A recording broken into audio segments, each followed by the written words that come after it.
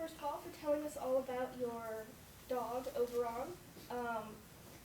That's a really cute name, by the way. First of all, your objectives for this speech were to inspire the audience and to use anecdotes. And I thought you did really well with those things. Your anecdotes were funny, they were natural. You obviously have a very good talent for storytelling in general, so that was great.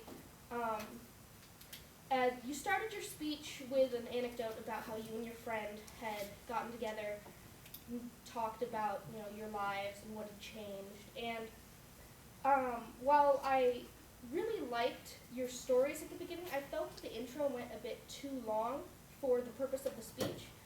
I found myself going, when is she going to start talking more about, what she learned from her dog?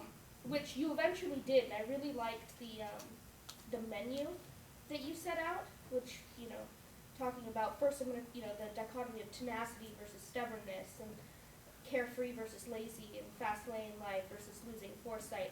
So I thought that having that menu was good, but I thought that the intro leading up to that menu could have been cut a little bit. I thought one of your main strengths in this speech was that you had a really nice interplay with the audience. I know at one point you gestured to Andrew and were like, don't worry, we don't put a sweater on him. And I thought that was really nice. And you laughed at the appropriate spots when other people were laughing, and it was very natural and flowed very well. I think that has a lot to do with the fact that you came up here without any notes, which I applaud you for, because that's really hard. So good job there. Your gestures were also fabulous. When you were doing your story about scraping your leg, just the whole gestures of the scene really brought it to life. Your vocal variety and tone were really good as well. Just again, very natural. One thing that I did notice was that while you didn't use very many filler words at the beginning, I noticed that you did this noise with your tongue instead of a filler word. So just being aware of that.